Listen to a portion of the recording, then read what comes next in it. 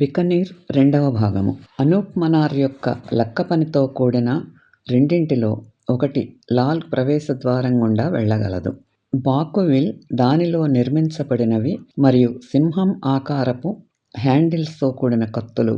ఇతర ప్రదర్శనలలో 5వ శతాబ్దపు కనౌజ్ రాజులైన వారి పూర్వీకుల కాలం నాటి పాలకుల సువాసన గల గంధపు సింహాసనం మరియు భోజన సమయాల్లో తన విలాసవంతమైన రూపాన్ని నిర్ధారించటానికి మహారాజు ఉపయోగించే సూపు కోసం ఒక ఆసక్తికరమైన అరచెంచా ఉన్నాయి. బికనీర్ పాలకుల చిహ్నాలు, ఫ్రెస్కోలతో పని మరియు బంగారు స్కోల్ వర్క్. వాటిని ఇద్దరు సోదరులు చేశారు. వారికి పిల్లలు ఉన్నారు.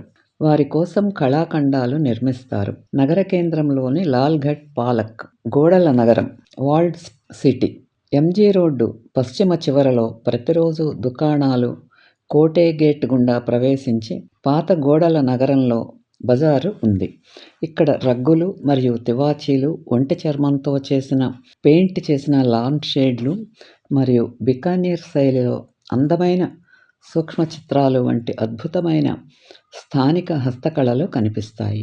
రుచికరమైన స్నాక్స్, భుజియాలు మరొక స్థానిక ప్రత్యేకత, మరియు బికానీర్ భుజియాలు భారతదేశం అంతటా ప్రసిద్ధి చెందాయి. అలాగే రాంపురియా మరియు ఒంటెపాలు తయారు చేసిన స్వీట్లు కూడా ఉన్నాయి. బికనీర్ యొక్క సంపన్న వ్యాపారుల యొక్క 17వ మరియు 18వ శతాబ్దాల గొప్ప హవేలీలు రాంపురియా వీధి చుట్టూ ఉన్న ఇరుకైన సందులలో ఉన్నాయి.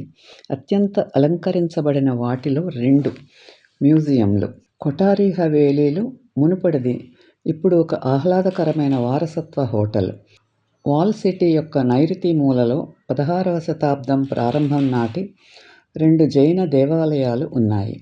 భండేశ్వర్ మరియు సందేశ్వర్ దేవాలయాలు రెండూ అలంకరించబడి లోపల ఫ్రెస్కోలు, అద్దాల పని మరియు బంగారు ఆకు స్క్రోల్ వర్క్తో అలంకరించబడ్డాయి. పిల్లలు లేని 2 సోదరులు వీటిని నిర్మించారు. వారికి ఈ కళాఖండాలు భావితరాల కోసం నిర్మించబడ్డాయి.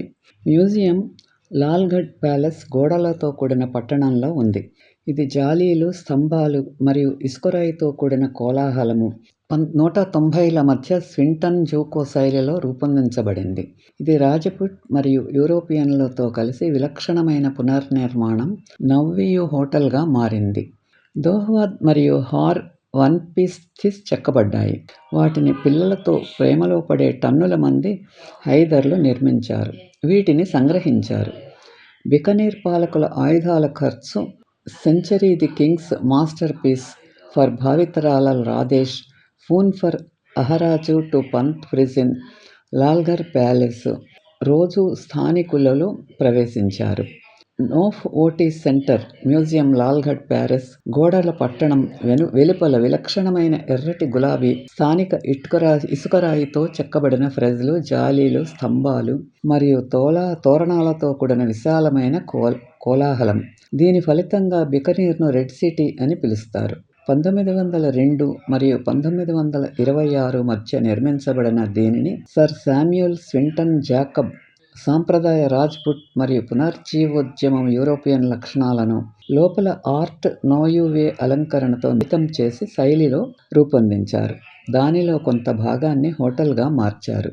మరియొక కొంత భాగాన్ని పాతకాలపు ఛాయాచిత్రాలు మరియు వన్యప్రాణుల ట్రోఫీలతో మ్యూజియంగా మార్చాడు.